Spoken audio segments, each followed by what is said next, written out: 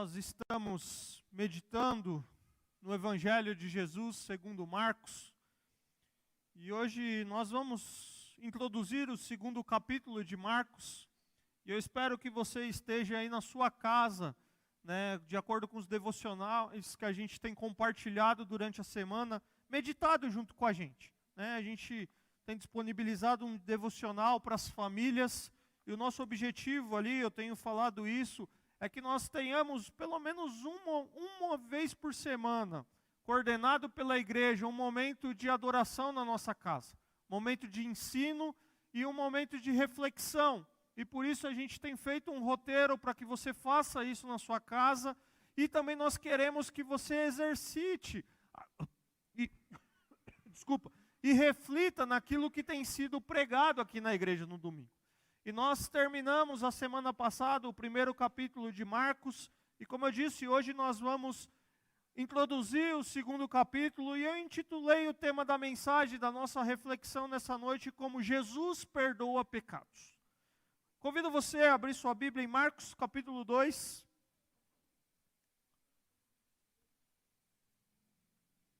Marcos capítulo 2. Eu quero te lembrar que em Marcos, os primeiros 8 capítulos de Marcos, Marcos está descrevendo Jesus como rei sobre todas as coisas. E ele deseja produzir nos seus leitores um compromisso de fé com Jesus Cristo. E esse Jesus que é descrito por Marcos como o servo de Deus e o sacrifício pela humanidade. Marcos capítulo 2, a partir do verso 1, diz assim a palavra do Senhor. Poucos dias depois, tendo Jesus entrado novamente em Cafarnaum, o povo ouviu falar que ele estava em casa. Então muita gente se reuniu ali, de forma que não havia lugar nem junto à porta, e ele lhes pregava a palavra. Vieram alguns homens, trazendo-lhe um paralítico, carregado por 4 deles. Não podendo levá-lo até Jesus por causa da multidão, removeram parte da cobertura do lugar onde Jesus estava e pela abertura no teto baixaram a maca em que estava deitado o paralítico. Vendo a fé que eles tinham, Jesus disse ao paralítico: Filho, os seus pecados estão perdoados. Estavam sentados ali alguns mestres da lei, raciocinando em seu íntimo: por que esse homem fala assim? Está blasfemando. Quem pode perdoar pecados a não ser somente Deus? Jesus percebeu logo em seu espírito que era isso que eles estavam pensando e lhes disse: por que vocês estão remoendo essas coisas em seu coração? Que é mais fácil, dizer ao paralítico: os seus pecados estão perdoados? Ou levante-se, pega a sua maca e ande? Mas para que vocês saibam que o Filho do Homem tem na terra autoridade para perdoar pecados, disse ao paralítico: eu digo a você, levante-se, pegue a sua maca e vá para casa. Ele se levantou, pegou a maca e saiu à vista de todos, que atônitos glorificaram a Deus, dizendo: nunca vimos nada igual. Pai, nós te agradecemos pela Tua palavra que nós já cantamos sobre ela aqui, palavra que habitou entre nós, Cristo Jesus, mas agora a palavra revelada, a palavra lida, ó Pai, revelação do Senhor para nós. E nós queremos, ó Deus, iluminados pelo Teu Espírito Santo, entender aquilo que o Senhor deseja nos dizer nessa noite. Nós queremos abrir os nossos corações ao Senhor, e pedir que o Senhor abra os nossos corações naquilo que nós não desejamos abrir, para que nós possamos ouvir a Tua voz. Que a Sua voz fale aqui conosco nessa noite. Essa é a nossa oração em nome de Jesus. Amém. Nós vimos que Jesus, ele está indo pescar homens e mulheres. Aqueles que seguem, aqueles que o acompanham, podem observar ele interagindo, procurando pessoas, podem aprender sobre essa tarefa de serem pescadores. Agora de homens e mulheres. Por que estou falando dessa tarefa de essa tarefa de pescadores, perdão. Porque se você está comigo e está acompanhando o texto, vocês vão lembrar que Jesus convidou 4 discípulos para o acompanharem. Esses discípulos são Simão, André, Tiago e João, e eles acompanham Jesus até aqui, nesse momento, nesse trecho que nós estamos lendo, em suas atividades diárias e em diversas situações. E eles observam a sua autoridade sendo manifestada nessas mais diversas situações. A semana passada nós vimos 4 narrativas, onde Marcos organiza esses eventos dos ministérios de Jesus, e nós vemos Jesus em ação, e nós vemos a autoridade de Jesus demonstrada lá na sinagoga, quando ele está ensinando, e quando ele está expulsando um demônio que interrompe aquele momento de ensino. Nós vimos a autoridade de Jesus sobre a doença, quando Jesus cura a sogra de Simão, e muitas outras pessoas são curadas naquele contexto. Jesus, ele sai diante da procura que as pessoas estão fazendo por ele se recua um pouco, ele vai orar. Os discípulos, esses 4, chegam até Jesus e falam: Jesus, estão te procurando. E Jesus fala: eu vim aqui para pregar o evangelho. E ele sai e ele vai pregar o evangelho. Jesus, então, ele separa um tempo para orar. Jesus, nesse contexto de interagindo nas ações dele, Jesus cura um leproso. E nós vimos a semana passada que Jesus, ele se deixa ser tocado, ou ele toca em alguém que dentro daquele contexto era uma pessoa marginalizada, segregada, separada da sociedade. E Jesus cura aquele homem. E aquele homem é totalmente limpo. E nos versos que nós lemos, evidenciam então a demonstração da continuidade da autoridade de Jesus, que anteriormente havia sido demonstrada para aqueles homens de Cafarnaum, que estavam impactados com essa autoridade para ensinar a palavra, para expulsar demônios. E Marcos vem então nos ensinando que o reino de Deus é o poder de Deus, a autoridade de Deus em ação por intermédio de Jesus, que se estende a todos os domínios da vida, para ensinar, para expulsar demônio e para curar.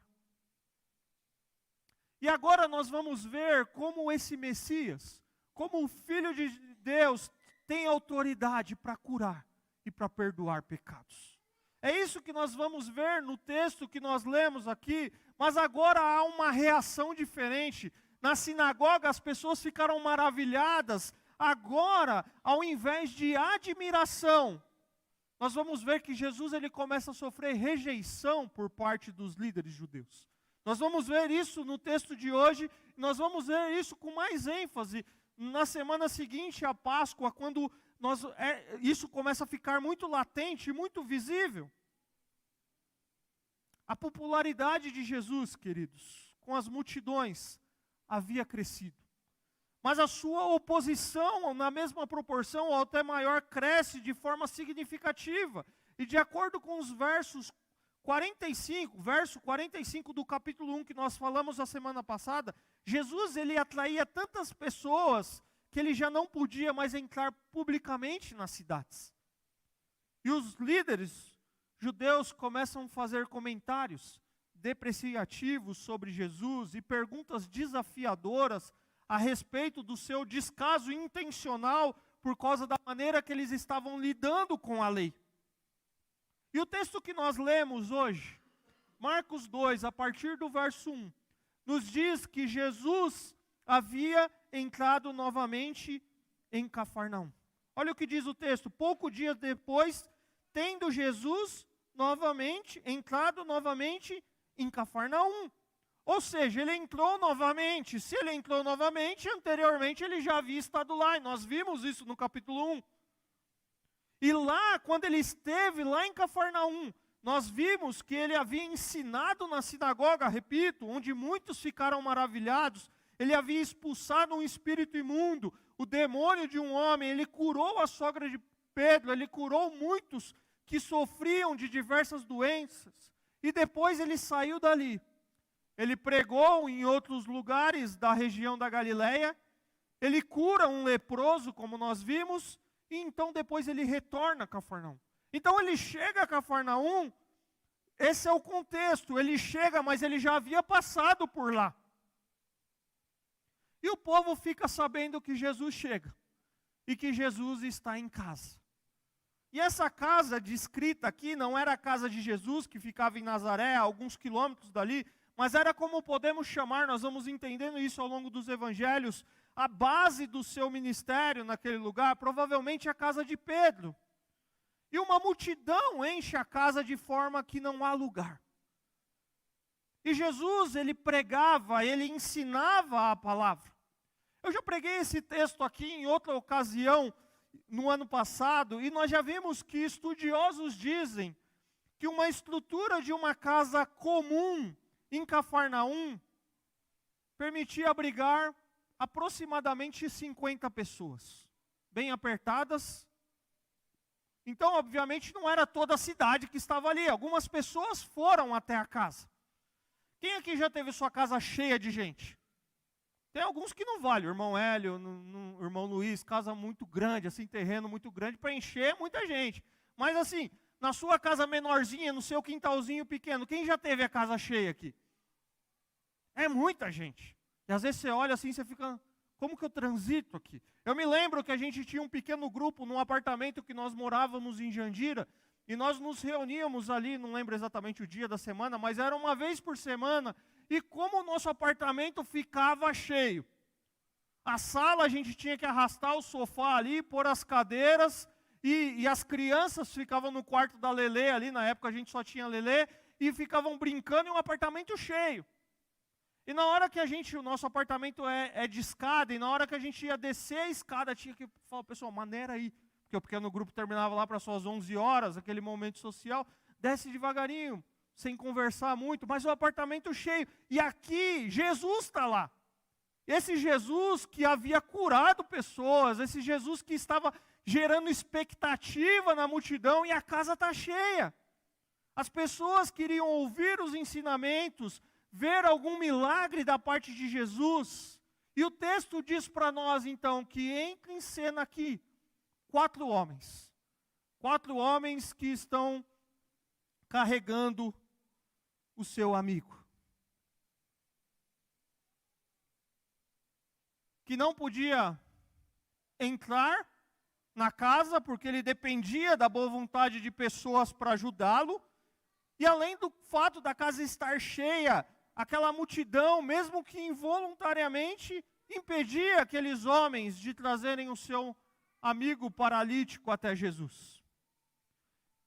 Muito possivelmente, quando nós lemos o texto dentro do seu contexto, daquilo que estava acontecendo naquele momento, eles ouviram os relatos de que Jesus já havia curado pessoas.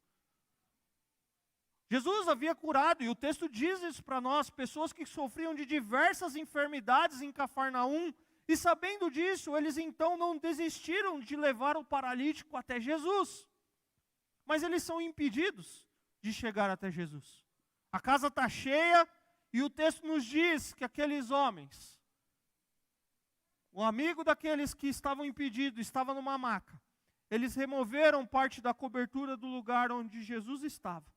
E pela abertura no teto, baixaram a maca em que estava deitado o paralítico. Você consegue imaginar isso? Você na sua casa, no seu pequeno grupo, que eu dei de exemplo. No meu caso não, que é um apartamento, seria mais difícil. Mas na sua casa, no seu pequeno grupo, a casa cheia e alguém entrando pelo teto. Mas não é alguém, simplesmente, é alguém numa maca. Entrando no meio da reunião ali, todo mundo tendo que arrumar um espaço ali para aquela maca entrar. E as cordinhas, obviamente tinha um contexto ali de como era feito isso, as cordinhas descendo e de repente se instala uma maca no meio da casa.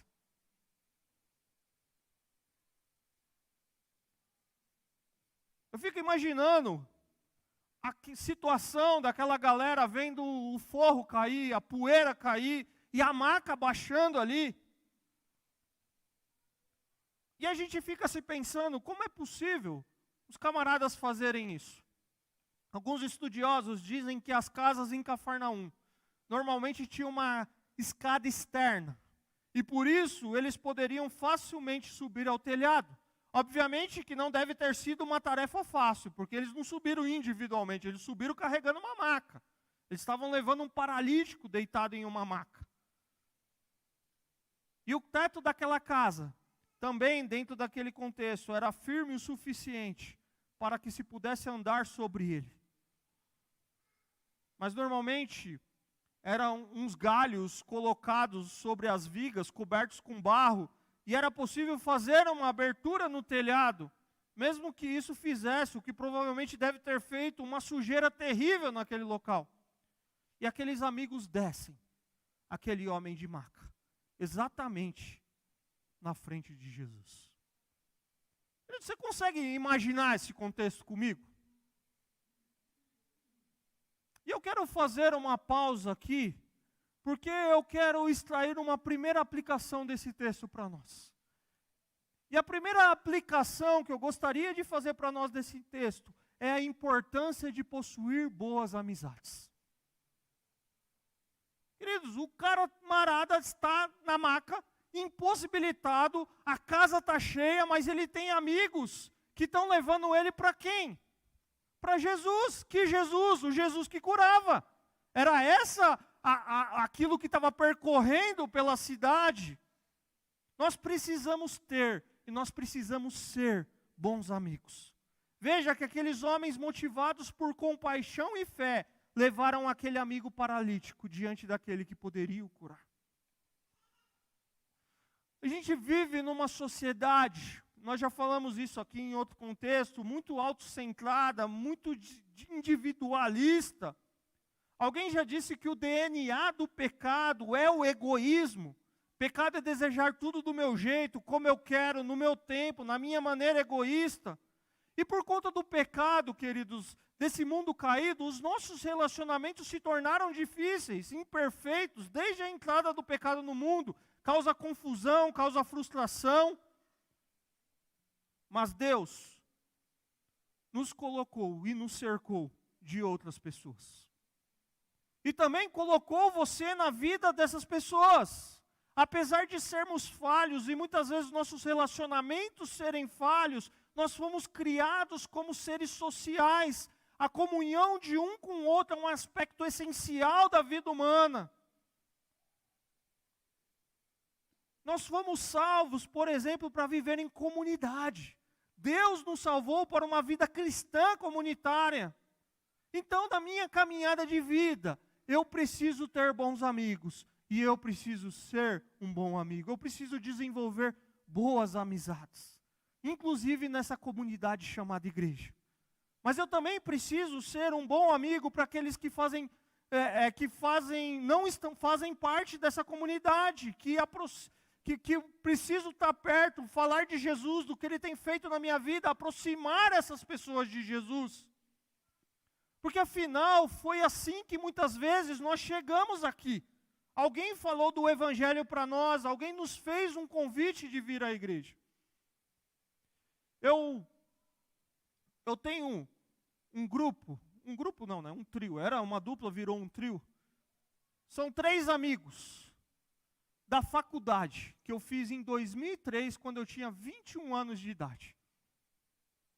E a gente se reúne, ou se reunia até a pandemia, pelo menos uma vez por ano, 2 vezes por ano, e depois veio a pandemia, nos afastamos um pouco, e esses dias aí nós nos reunimos um pouco, e passamos um tempo junto.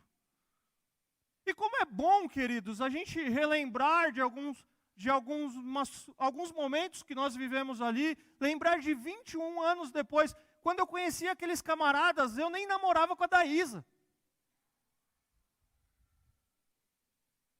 Muito lá atrás, a gente começou, eu um pouco mais novo que eles mais velhos ali, e a gente começou a ir na faculdade, se conhecer, indo estudar de sábado, fazendo relacionamento, indo num casamento um do outro, indo no aniversário do filho, e a amizade foi criando, e a gente cultiva isso, queridos. E ter amigos, às vezes, nos desafia, porque um daqueles meus amigos, eles me colocaram uma vez numa situação muito desafiadora. Um deles, uma vez, a gente estudava e tinha uma matéria que eu dominava um pouquinho mais, e ele falou assim, Bruno, chegou na hora da prova e falou, vou sentar do seu lado, Brunão, vou colar de você. Eu falei, cara, você me conhece, você sabe que eu não vou passar cola para você. Eu não vou dificultar. Se você quiser olhar aí, você olha, mas eu não vou dificultar. Aí beleza, ele sentou do meu lado e ele lá, olhando. Métodos quantitativos, era uma matéria, continuidade estatística, uma coisa mais ou menos assim. E ele fazendo o cálculo lá. Olhando, tinha as fórmulas, tal, fazendo. Aí chega uma hora que ele fala assim, Brunão! Eu falei que eu não vou passar cola para você, cara. Ele falou, não, revê o exercício X lá, que eu acho que você colocou um valor errado. E, exatamente, o cara me obrigou a colar sem eu querer. Eu fui lá, rever o exercício e eu fiz um cálculo errado na calculadora. A fórmula estava certa, mas eu digitei o valor errado e eu corrigi. Eu colei meio que sem querer, entendeu? Os nossos amigos nos desafiam a isso, queridos. Isso é conviver com pessoas. Isso é ter amizades, é um exemplo. É gente que eu já falei aqui na igreja, que os 60 hoje, esses dias sentando com eles, o que você fala? Estou trabalhando na empresa assim, e o que você faz, Bruno? Sou pastor. Cara, era o seu chamado. Gente que me conhece há 20 anos atrás, eu fui para o seminário em 2014, muito tempo depois, queridos. Porque isso é amizade, é a importância da gente cultivar isso na caminhada. É gente que vai, no momento da vida, abrir o telhado e nos fazer levar até algum lugar. Porque é gente que está junto com a gente. É gente que caminha conosco. Isso é um exemplo, mas eu sei que você tem pessoas assim. E se você não tem, você precisa ser uma pessoa assim para alguém, para cultivar essas amizades, queridos. Eles não edificam a minha vida com a palavra. Eles não são aqueles que vão me conduzir para Jesus, porque parte deles não é essa a vida deles. Mas eles edificam a minha vida quando eles sabem que eu sou pastor e olham para mim e falam, era o teu chamado. Isso fortalece, fala, meu, como esses caras sabiam disso? É gente que eu não preciso ficar explicando o que é ser pastor, porque me conhece. E você tem pessoas assim na sua caminhada, queridos. É gente que o dia que você sabe que precisa de alguma coisa, você vai dar a mão e vamos junto buscar a solução para o nosso problema. A gente precisa ter bons amigos, a gente precisa ser um bom amigo, queridos. A gente precisa se desconstruir dessa sociedade individualista e dar a mão mais para outras pessoas. É gente que talvez você não vai estar o tempo falando, mas o tempo que fala parece que nunca ficou tanto tempo distante, que não precisa ir na sua casa toda semana, mas é gente que é amigo. E esses caras são amigos. Porque não foi pegar o carro, obviamente na época não tinha carro, chamar o Uber, deixar ele lá na porta e falar, se vira. Não! Nós vamos te levar até Jesus, cara. Nós vamos dar um jeito. Como? Não sei, vamos quebrar o telhado, mas nós vamos dar um jeito. Será que nós somos essas pessoas para quem Deus está nos cercando e colocando do nosso lado? Será que a gente dá um passo a mais? Será que a gente está disposto a fazer isso? Porque a gente olha e fala assim, mas eu não tenho amigo, as pessoas não fazem isso comigo, mas eu faço com alguém. Eu tenho sido esse que tem pego a maca e fala, vamos dar um jeito, vamos entrar, cara. O Evangelho nos desafia a isso também, queridos. A gente viver uma vida comunitária, que vai além das 4 paredes da igreja, e é aqueles que Deus está nos cercando. É gente que talvez você não vai falar intimidade, mas você vai estar perto em outros momentos e vai ver um caráter de Cristo em você. É gente que talvez você vai segregar assuntos, mas é gente que está perto de você, querido. Porque você cultivou amizades. Amizades que também conduzem pessoas para Jesus. Amizades que às vezes alguém falou para você de Jesus porque foi seu amigo. Naquele momento, estava perto de você no momento de luta e falou de Jesus. A partir do verso 5, nós vemos as narrativas do encontro do paralítico com Jesus. E aquele encontro mudou a vida daquele homem. E eu vou mais além, por que não dizer que mudou a vida também dos seus amigos? Jesus, ele mudou a vida de cada um daqueles que se encontraram com ele, tanto por ações, experiências, por palavras transformadoras. Nós vemos isso nos evangelhos. E eu quero extrair uma segunda lição aqui. A primeira lição que eu disse, que é a importância de possuir boas amizades. Mas a segunda lição que eu aprendo com esse texto é que o encontro do paralítico e de seus amigos com Jesus mostra que o perdão dos pecados é a maior necessidade do ser humano.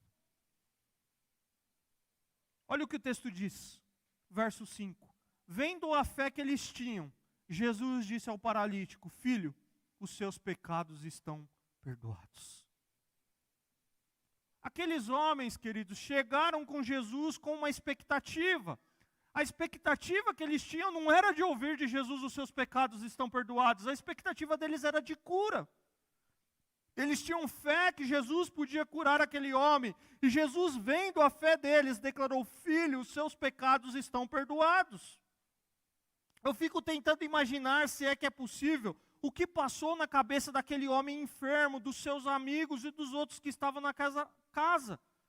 Quebrei o telhado, fiz um furo, entrei com o cara na maca, Jesus curou um monte de gente, e ele olha para o cara e fala: os seus pecados estão perdoados.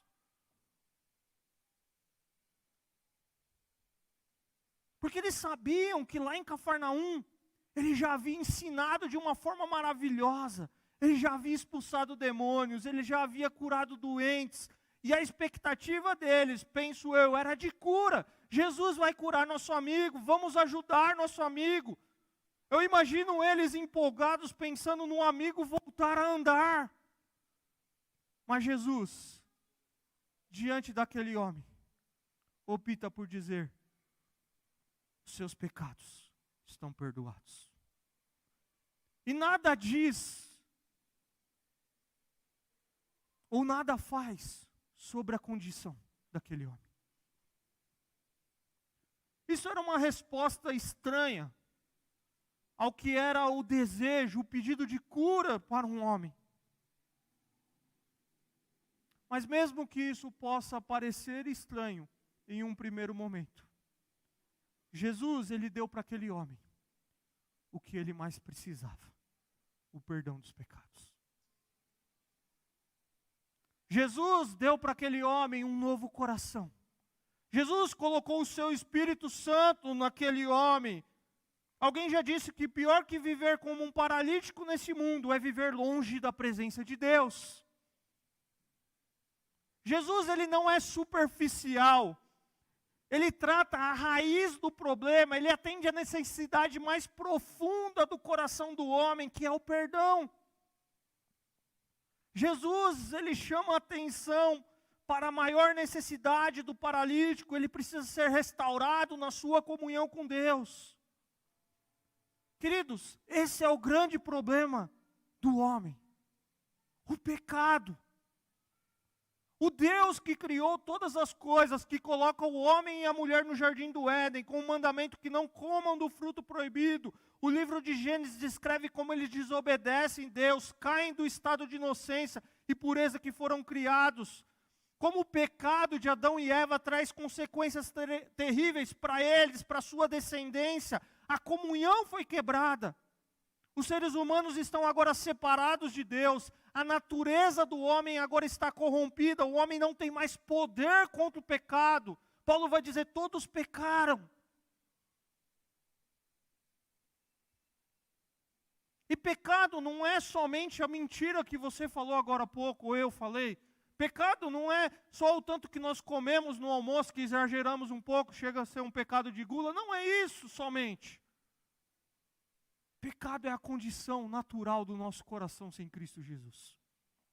Pecado é um princípio de morte, de rompimento, de separação, que torna tudo e a todos passíveis de corrupção.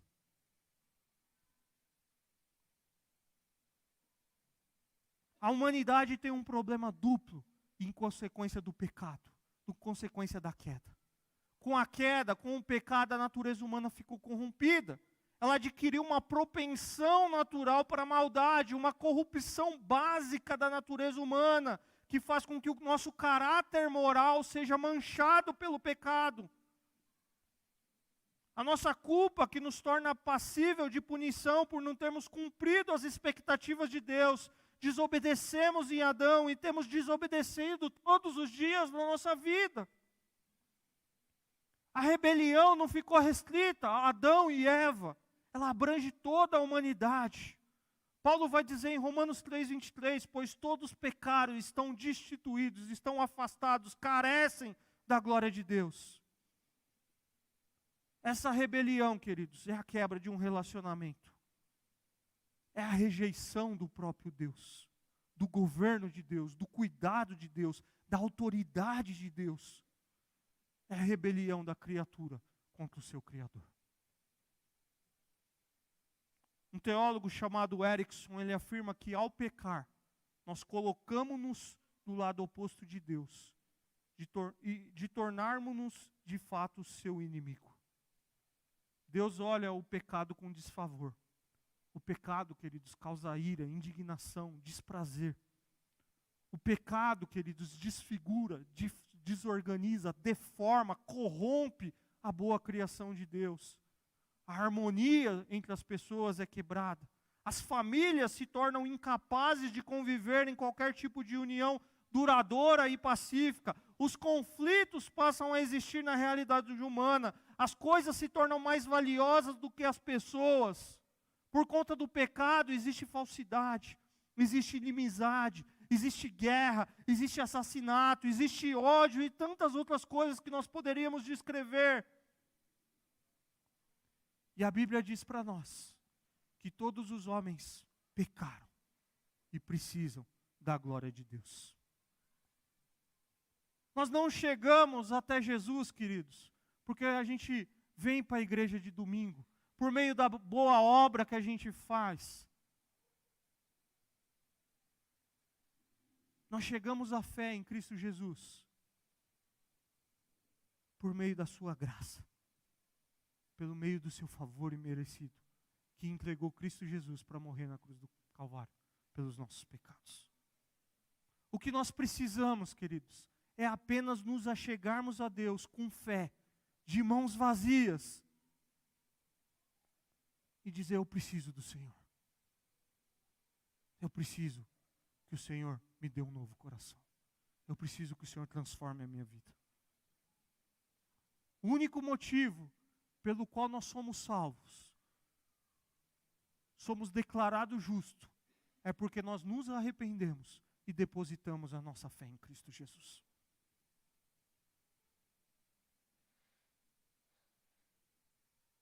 Nós vimos Marcos 1,15.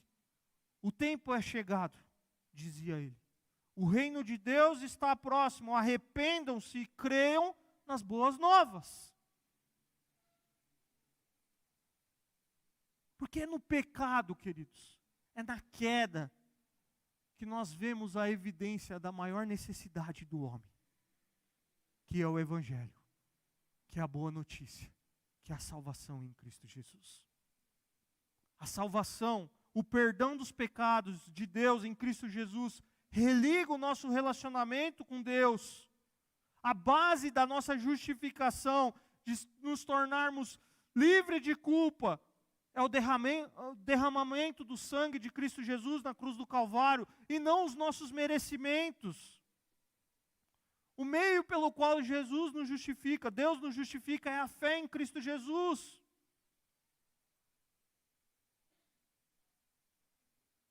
Olha o que diz Romanos 3, de 24 a 26. Sendo justificados gratuitamente por sua graça, por meio da redenção que há em Cristo Jesus, Deus o ofereceu como sacrifício, para propiciação mediante a fé pelo seu sangue, demonstrando a sua justiça. Em sua tolerância, havia deixado impune os pecados anteriormente cometidos, mas no presente demonstrou a sua justiça, a fim de ser justo e justificador daquele que tem fé em Cristo Jesus.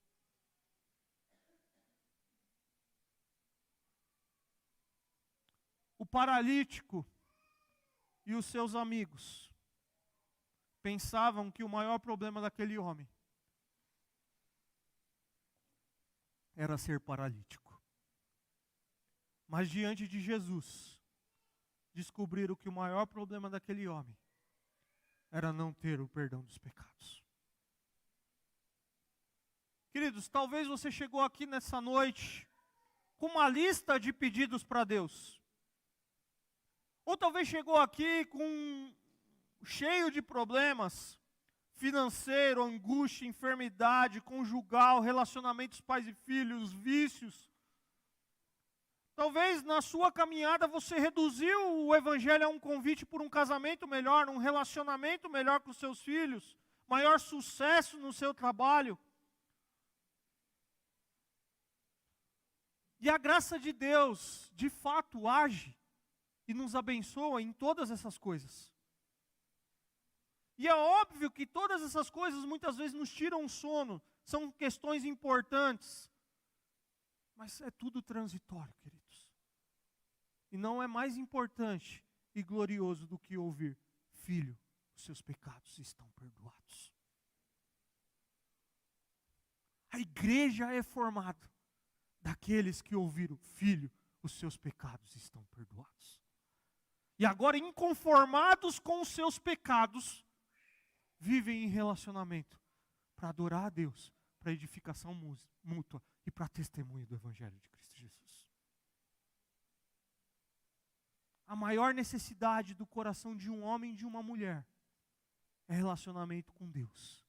E relacionamento com Deus só é possível através de perdão de pecados, arrependimento e fé, como o próprio Jesus já havia nos anunciado. É somente através de um encontro com Jesus Cristo que é possível ter nossos corações transformados. Ele pode mudar radicalmente o seu coração, colocar o Espírito Santo em sua vida e o capacitar a viver uma vida de obediência a Deus. E a única fonte de perdão de Deus é o sangue de Jesus derramado na cruz por pecadores como eu e você.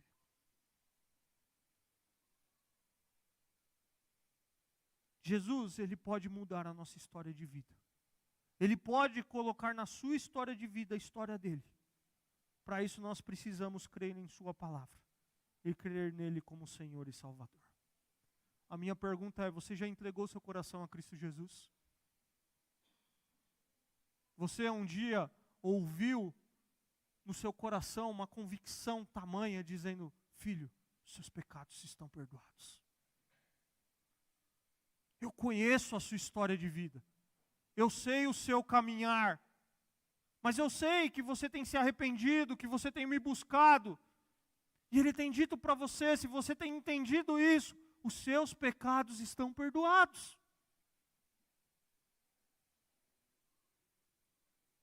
É assim que começa o nosso relacionamento com Deus, queridos.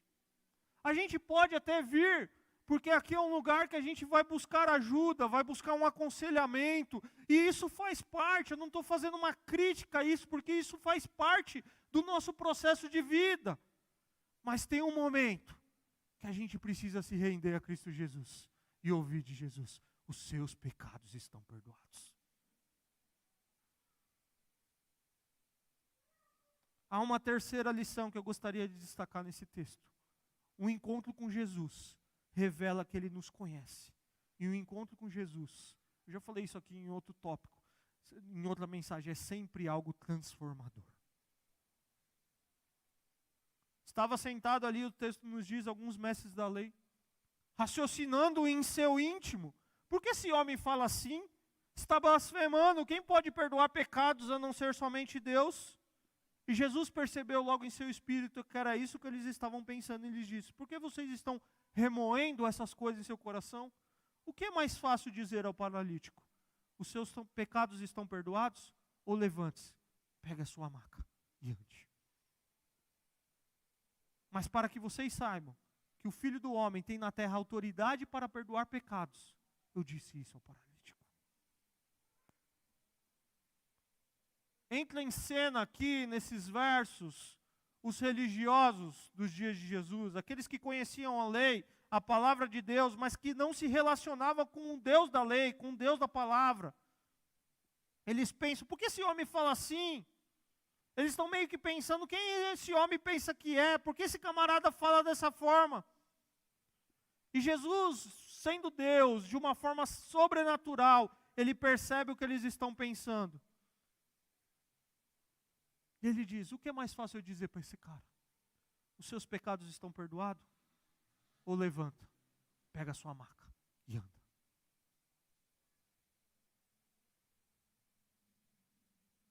Aqueles homens, queridos, sabia que Deus havia delegado autoridade para Jesus, porque eles presenciaram para ensinar, para expulsar demônios, para curar. Agora Jesus deixa evidente para eles que Deus lhe delegou autoridade para perdoar pecados. E ele cura o paralítico como uma autenticação dessa autoridade outorgada, delegada por Deus. Aqueles homens, eles questionam a Jesus a respeito da sua afirmação de perdoar pecados. E a cura daquele homem é a resposta de Jesus. Ele perdoa pecados e ele também cura. Aqueles homens e aqueles que caminham com Jesus vão entender que perdoar pecado é custoso.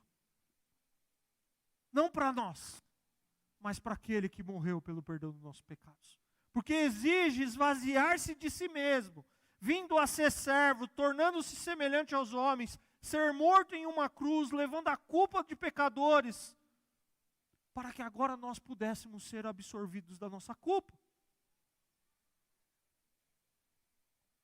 Talvez na sua caminhada de vida com Cristo Jesus, no seu relacionamento com a igreja local, ou por onde você já percorreu a sua caminhada religiosa, talvez você é alguém como aquele religioso dos dias de Jesus, e talvez duvida se o encontro com Jesus possa ser de fato algo transformador. Será que realmente Ele sabe tudo sobre mim?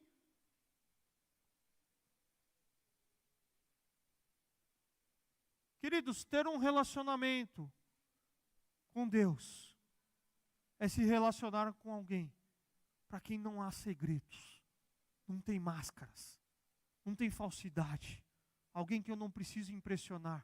O salmista vai dizer isso para nós no Salmo 139, não tem como fugir da presença dEle, Ele sabe tudo sobre mim. Todos os nossos segredos, por mais íntimos que sejam, são conhecidos por Deus. Ele conhece a minha, Ele conhece a sua história de vida, Ele conhece os nossos passos, Ele sabe aquilo que temos feito em secreto, que não está em agrado à vontade dEle, que não conseguimos, mas não conseguimos fugir da presença do Senhor. Talvez você também é alguém que passou a sua vida duvidando que existisse alguém capaz de ser o seu Salvador e que pudesse perdoar os seus pecados. Mas eu quero dizer para você que Cristo Jesus é capaz. Ele perdoa os seus pecados. Por mais moralmente sujo que possa existir, por mais eticamente absurdo, Ele perdoa pecados. Porque é isso que Jesus faz.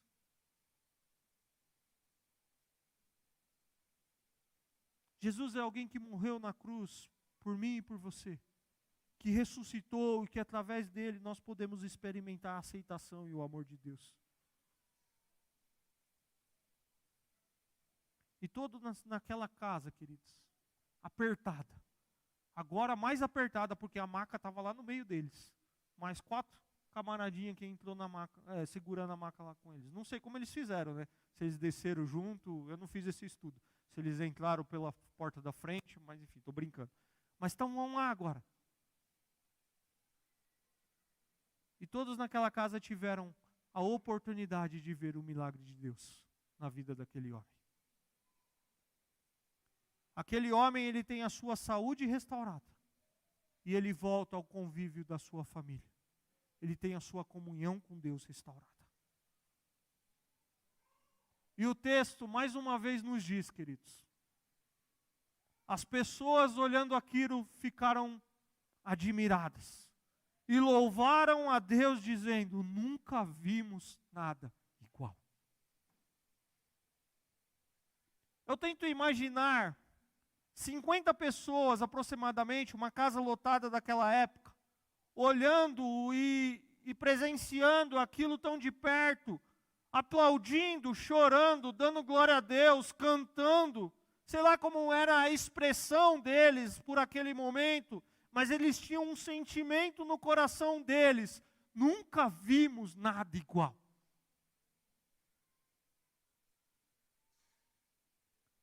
O que eles nunca viram nada igual?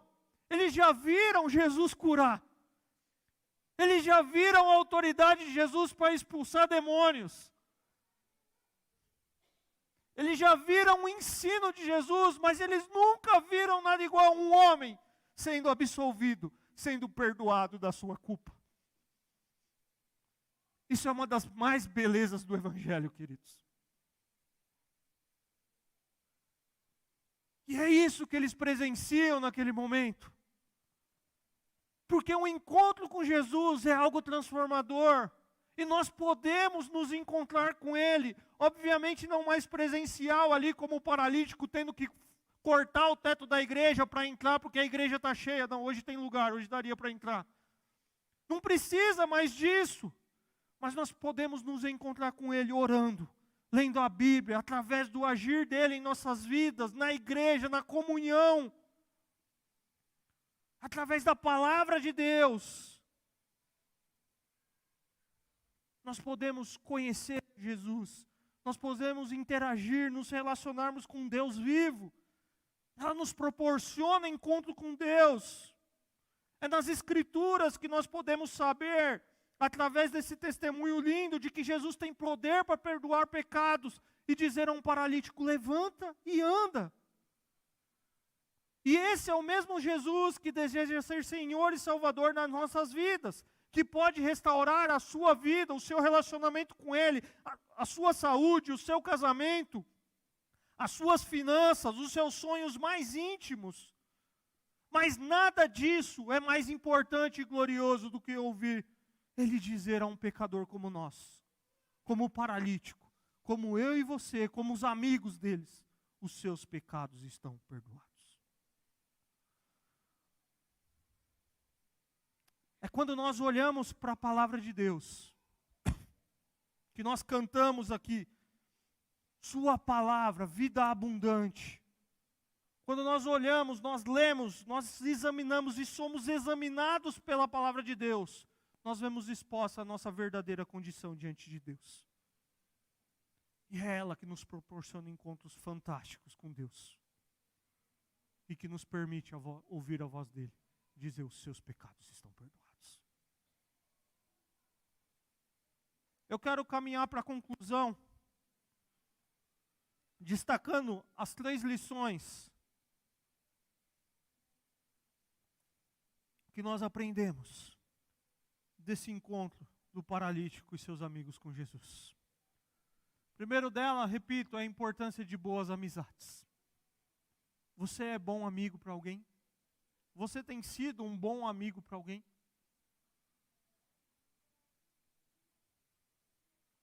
Segunda, e mais importante, é que o perdão dos pecados é a maior necessidade do ser humano.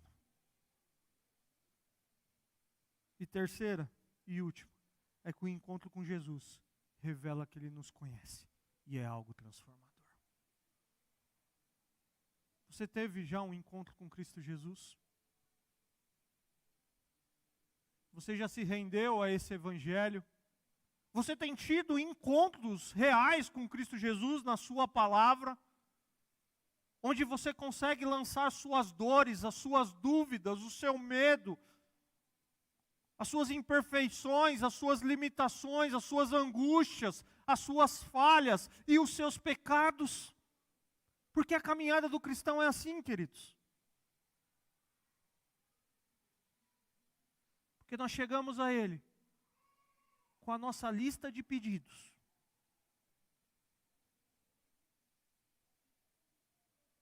E algumas vezes achamos, como aquele homem, que estamos doentes. Achamos que os nossos problemas estão aqui na lista. E Jesus fala: tem um problema mais profundo. Esse problema é que você está morto. Você está separado de Deus. E se eu não perdoar os seus pecados, você não tem relacionamento com Deus em Cristo Jesus.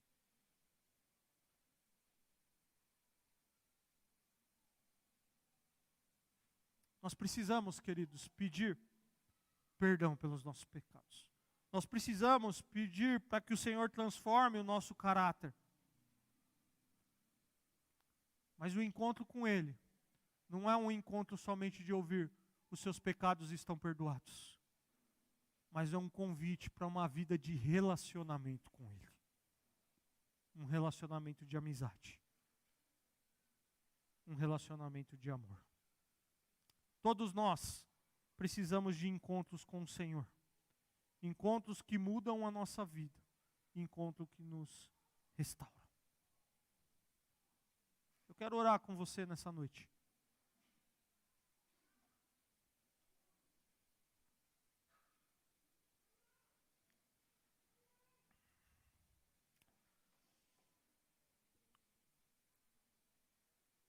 E eu quero dizer para você que só é possível viver o verso 5 aqui, ó, vendo a fé que eles tinham, Jesus disse ao paralítico: filho, os seus pecados estão perdoados. Só é possível viver isso, primeiramente, se a gente se render a isso que Deus tem colocado no seu coração. A esse desejo de falar, preciso de transformação. Preciso de arrependimento. E quando a gente se rende a isso, e fala, Senhor, me perdoa, Senhor, me aceita na sua presença, é que os nossos pecados são perdoados. Pai, obrigado pela tua palavra. Palavra rica, viva e eficaz. Que diante dela nós nos sentimos tão pequenos e limitados. Mas nós, ó Pai, nessa noite ouvimos a sua voz, ó Pai. E nós refletimos sobre questões importantes da nossa caminhada. E a primeira delas, ó Pai, é no meio de uma sociedade individualista, egoísta, egocêntrica, centrada em si mesmo, viciada em si mesmo. Ó Pai, interesseira, que busca pessoas por interesses pessoais. Ó Pai, é a gente se esvaziar de tudo isso e prezar por boas amizades. Às vezes nós reclamamos que nós não temos, ou que nós contamos nos dedos os nossos amigos, e é verdade. Mas quantas vezes nós também deixamos de ser um bom amigo para alguém?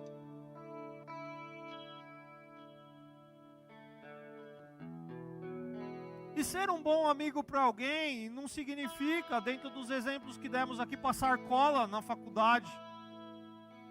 Não significa ligar a cada 30 segundos. Mas é estar presente na vida de alguém. E nós aprendemos aqui nesse texto que esses camaradas, ao ouvirem que o Senhor Jesus estava ali, sabendo aquilo que Jesus tinha feito, mesmo diante da impossibilidade de entrar naquela casa por conta daqueles que ali estavam, enchendo aquele lugar, eles não abandonam o seu amigo no meio do caminho. Eles encontram e buscam uma maneira de aproximar o seu amigo diante do Senhor. E isso nos ensina muito a dar um passo a mais, a buscar estar mais perto das pessoas, a construir ao longo da nossa caminhada de vida amizades duradouras, que percorrem o tempo, que se fazem presente em nossa caminhada, e a gente pode olhar e falar, uau, são meus amigos há 20 anos, há 10 anos, há 8 anos, há 15 anos.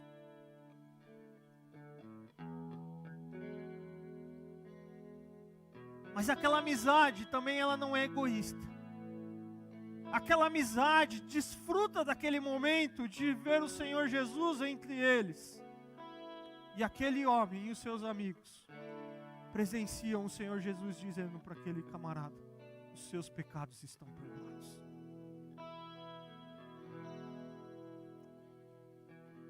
Quantas vezes, ó Pai, não é essa a situação do nosso coração? Nós achamos que nós estamos sendo injustiçados pelas questões da vida. Nós achamos que está todo mundo conspirando contra nós, está tudo virando contra nós, o desemprego, a família e tantas outras coisas que nos cercam. E nós não percebemos que muitas vezes isso que nós estamos vivendo é fruto de consequências de um abandono de um relacionamento com o Senhor, que é a condição natural de coração de todos aqueles que não se renderam a Cristo Jesus. E o Senhor nessa noite nos mostrou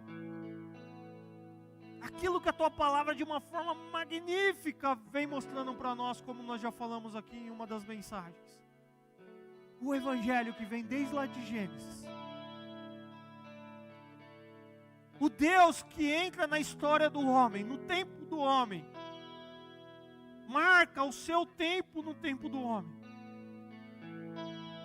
Está vivendo entre eles, mas tem uma missão. E nós conhecemos pela Tua palavra essa missão. A missão de morrer na cruz, pelo perdão dos pecados. A missão também de ressuscitar, de ser assunto ao céu, de voltar para buscar a sua igreja, onde nós viveremos livre do pecado. Mas em Cristo Jesus, nós não somos mais escravizados pelo pecado. Nós somos libertos. Embora o nosso corpo, nessa vida aqui ainda pecaremos, mas nós não somos mais escravos. Porque um dia nós nos encontramos com o Senhor. Ou melhor, o Senhor se encontrou conosco. E o Senhor, pela Tua graça, pelo Teu amor, pela Tua bondade, incomodou os nossos corações para nos rendermos diante de Ti.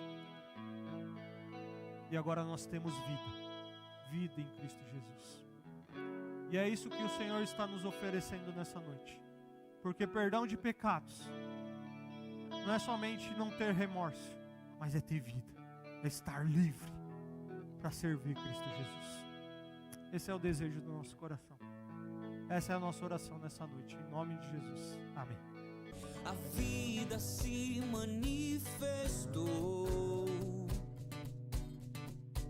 como um de nós se fez, a si mesmo esvaziou, o seu sangue derramou, servo sofredor, a luz do mundo, promessa viva que se cumpriu, palavra que nos leva das trevas à luz. A escuridão não